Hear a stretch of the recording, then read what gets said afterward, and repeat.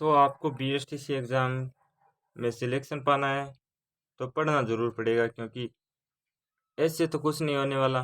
400 plus number आपके आने चाहिए, वरना बीएसटीसी करने का कोई फ़ायदा भी नहीं है आपके पास, क्योंकि 400 प्लस से कम नहीं रहने वाली है बीएसटीसी की कट ऑफ।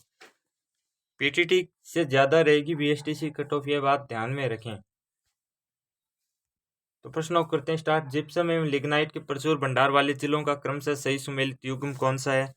जिप्सम और लिग्नाइट के प्रचुर भंडार कहाँ पे क्रमशः मिलते हैं वो बताना है आपको। जिप्सम तो बीकानेर के अंदर प्रचुर भंडार मिलते हैं और लिग्नाइट के कहाँ पे मिलते हैं? बाड़मेर जिले के अंदर। तो ऑप्शन 3 आपका सही होगा। अगले प्रश्न के अंदर चलते हैं। जोधपुर के निकट ओसिया में स्थित मंदिर समूह किस राजवंश की देन है? तो राठौड़, प्रतिहार, गुहिलोत या चौहान? ओसिया मंदिर किस राजवंश की देन है? प्रतिहार की। ऑप्शन 2 आपका सही होगा, प्रतिहार। अगला प्रश्न। राजस्थान के नवगठित 33वें जिले प्रतापगढ़ का गठन किन किन जिलों के क्षेत्रों को मिलाकर किया गया? तो कौन कौन से जिले सम्मिलित हैं? तो इसके अंदर अब बात करें 50 जिले बने हैं, वो 10 दिन पहले में बन चुके हैं, उनकी घोषणा 10 दिन पहले हुई है, लेकिन आपका पेपर लगभग 1.5 या 1 महीने पहले बन चुका है। तो ये प्रश्न पिछले जो जिले हैं उनसे ही आएगा। तो आपको बताना है प्रतापगढ़ जिले का गठन किन किन जिलों से हुआ है मिलकर।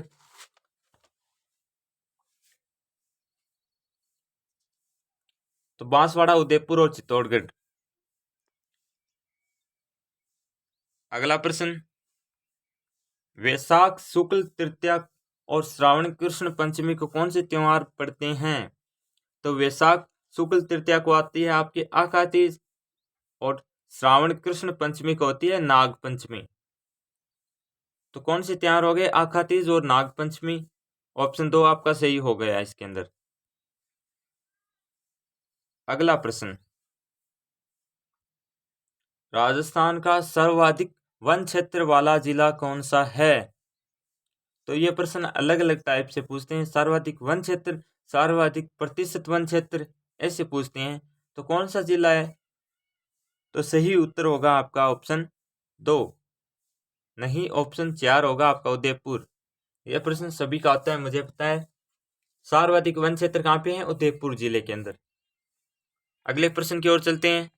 अगला प्रश्न है, निम्न में से किस नदी के किनारे स्थित ज्ञानेश्वर में ताम्रयुगीन सभ्यता के अवशेष पाए गए हैं? ज्ञानेश्वर कहाँ पे है ये पूछा जाए तो उत्तर ये लिख देना, सीकर। अब कौन सी नदी है ये बताना है आपको। तो जानकारी आप सभी को अच्छी लग रही है मुझे पता है, लेकिन आप वीडियो लाइक नहीं कर रहे हो। देखते जरूर हो, लाइक नहीं करते हो। लाइक किया करो, सब्सक्राइब किया करो, क्योंकि ये हमारा मोटिवेशन है। डेली वीडियो लेके आता हूँ, तो मैं पहले इसमें मुझे भी टाइम लगता है, तो मैं चाहता हूँ कि आप एक लाइक और सब्सक्राइब द्वारा हमें मोटिवेट रखें कि आप डेली वीडियो अपलोड करें। तो कांतली यहाँ पे कौन सी नदी है? कांतली, ऑप्शन 1। अगले प्रश्न की ओर चलते हैं। राजस्थान के लोक वाद्य यंत्रों के विषय में कौन सा कथन सही नहीं है? तो 3 कथन है वो सही है। तो बढ़ते हैं। पहला कथन क्या कहता है? पपंग एवं रावण हत्ता दोनों तंत्र वाद्य यंत्र हैं। सही है ये बात। तो अलगोजा एवं मोरचंग दोनों फूंक वाद्य यंत्र हैं, यह भी सही है। ढोलक, नौबत, नगाड़ा एवं चंग थाप यंत्र हैं। चंग बजाने के लिए हाथ से उसे पीटना पड़ता है ना। फूंक वाद्य यंत्र बांकिया एवं करना को मांगलिक अवसरों पर नहीं बजाया जाता है, ये गलत है भाई। ऑप्शन 4 इस प्रश्न के अंदर आपका सही होगा। चलते हैं अगले प्रश्न की ओर। निम्न में से कौन राजस्थान के लोक देवता नहीं है? गोगो जी राजस्थान के लोक देवताओं की श्रेणी में आते हैं। बाबू जी लोक देवता की श्रेणी में आते हैं। रामदेव जी भी आते हैं। नामदेव जी वो राजस्थान के लोक देवताओं की श्रेणी में नहीं आते हैं। ऑप्शन 4 आपका सही होगा। अगला प्रश्न। शिल्प शास्त्री मंडन द्वारा रचित ग्रंथ रूपमंडन का संबंध किस विषय से है? राजप्रसाद, मूर्तिकला से, या वास्तुकला से, या चित्रकला से? तो आपको ये पूछा जा सकता है शिल्प शास्त्र मंडन की रचना है। ऑप्शन आ जाए रूपमंडन, मंडन, मंडन रूप, ऐसे। तो आपको याद रखना है रूपमंडन। अब यह पूछा जाए कि रूपमंडन किसने लिखी? मंडन ने। अब रूपमंडन के अंदर किसका कौन सा विषय है ना, वो बताया गया है। तो यहाँ पे आपको करना है मूर्तिकला। रूपमंडन के अंदर मूर्तिकला की जानकारी दी गई है। तो अगले प्रश्न की ओर चलते हैं।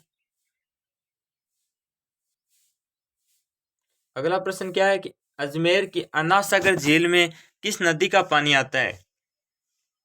तो अन्ना सागर झील अर्णोराज ने बनवाई थी। इसके अंदर कौन सी नदी का पानी आता है? बांडी, बेड़ज, साबी, या कांकनी?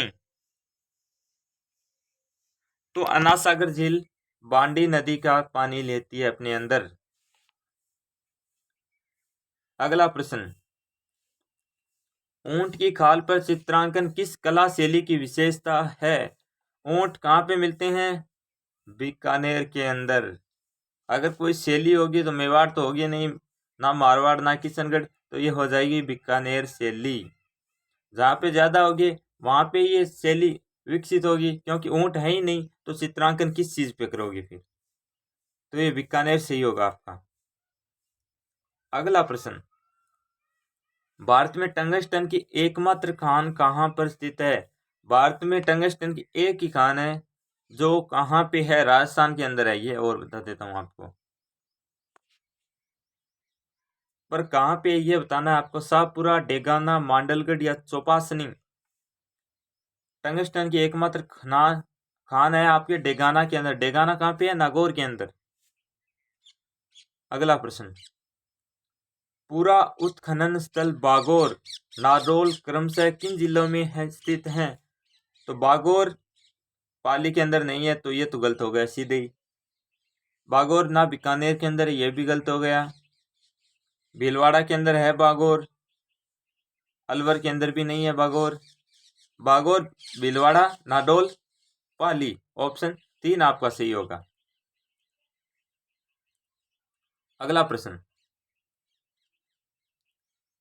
प्रश्न है निम्न में से कौन सा युग्म सही सुमेलित नहीं है? कौन सा युग्म सही सुमेलित है? अब मैंने जल्दी से पढ़ा तो यहाँ पे मैंने क्या पढ़ा? नहीं। तो यही बात है कि प्रश्न को 2 बार पढ़ना है। अगर जल्दी से पढ़ोगे तो आप कुछ भी पढ़ सकते हो, वहां पे आपका उत्तर गलत हो जाएगा। फिर उत्तर गलत होने के बाद में आपको पता चल जाएगा कि आपको ये पढ़ना नहीं था, इसके अंदर कुछ अलग लिखा था। तो मुकुंदरा हिल्स कोटा, ये तो सम्मिलित नहीं है। फिर सरिस का सवाई माधोपुर लिख रखा है, यहाँ पे तो अलवर होता। रणथंभौर, यहाँ पे सवाई माधोपुर लिखना था इसे। केवलादेव भरतपुर के अंदर है या नहीं है? भाई ये सही है। अगला प्रश्न, थार का मरुस्थल है ना, उनका विस्तार किस किस जिले राज्य के अंदर है? थार के मरुस्थल का 13 जिले हैं, इसके अंदर मैन रूप से 12 ही रखते हैं। अब राज्य बताना आपको। राजस्थान के अंदर है थार का मरुस्थल, सही है, ये भी सही है। सभी का बता रहा हूँ फिलहाल। तो राजस्थान, पंजाब, मध्य प्रदेश के अंदर नहीं है। पंजाब भी आ गया, राजस्थान पंजाब आ गए। राजस्थान, पंजाब और गुजरात, हरियाणा। राजस्थान, पंजाब, गुजरात, हरियाणा के अंदर है थार का मरुस्थल। ऑप्शन 4 सही होगा आपका। अगला प्रश्न, बेराट में जो पुरातात्विक अवशेष मिले हैं वे किस काल से संबंधित हैं? बेराट, विराटनगर इसका प्राचीन नाम। और ये है कहाँ पे? जयपुर के अंदर। बेराट जयपुर के अंदर है। यहाँ पे अवशेष मिले पुरातात्विक, यानी किस वंश के अवशेष हैं वो? तो ऑप्शन के अंदर आपको 4 मिले हैं, मौर्य काल, गुप्त काल, मध्यकाल, या उत्तर गुप्त काल का। तो मौर्य काल के संबंधित अवशेष बेराट से मिले। अगला प्रश्न, राजस्थान की स्थलीय सीमा कितने राज्यों को स्पर्श करती है? स्थल सीमा कितने राज्यों के साथ स्पर्श करती है? 5। पंजाब, हरियाणा, दिल्ली, गुजरात और यहाँ पे हो गया मध्य प्रदेश। अगला प्रश्न, बीकानेर में प्रवाहित होने वाली नदी कौन सी है? घग्गर, कंकाती, खारी या उक्त कोई नहीं। सभी को पता है कि चूरू जिला और बीकानेर जिला, ये दो जिले हैं जिनके अंदर कोई नदी नहीं बहती है। ऑप्शन 4 आपका सही होगा। अगला प्रश्न है, राजस्थान का राज्य पक्षी, राज्य वृक्ष, राज्य पशु का क्रमशः सही सुमेलित युग्म क्रम से बताना है आपको ये प्रश्न। इससे नहीं होना चाहिए कि पहले आपने राज्य वृक्ष बता दिया, फिर आपने राज्य पक्षी, फिर राज्य पशु, ऐसे नहीं। पहले राज्य पक्षी होगा, फिर राज्य वृक्ष होगा, फिर राज्य पशु होगा। तो राज्य पक्षी गोडाउन सही है भाई, 2 ऑप्शन के अंदर। राज्य वृक्ष खेजड़ी सही है, खेजड़ी यहाँ पे भी है। राज्य पशु ऊंट, चिंकारा, ये भी सही है। तो कहोगे कि दोनों सही कैसे हुई? तो राज्य पशु 2 श्रेणियों के अंदर हैं, एक तो जंगली, एक पालतू। जंगली के अंदर आता है राज्य पशु आपका ऊंट, और पालतू पशु के अंदर आता है ऊंट आपका राज्य पशु की श्रेणी में, और चिंकारा आता है आपकी जंगली पशुओं की श्रेणी के अंदर। तो यहाँ पे दोनों सही होंगे। ऑप्शन के अंदर अगर एक है तो वो आप कोई सा भी कर सकते हो। यहाँ पे पूछ ले जंगली या जंगली राज्य पशु, तो आपको चिंकारा करना है, पालतू पूछे तो ऊंट करना है। अगला प्रश्न,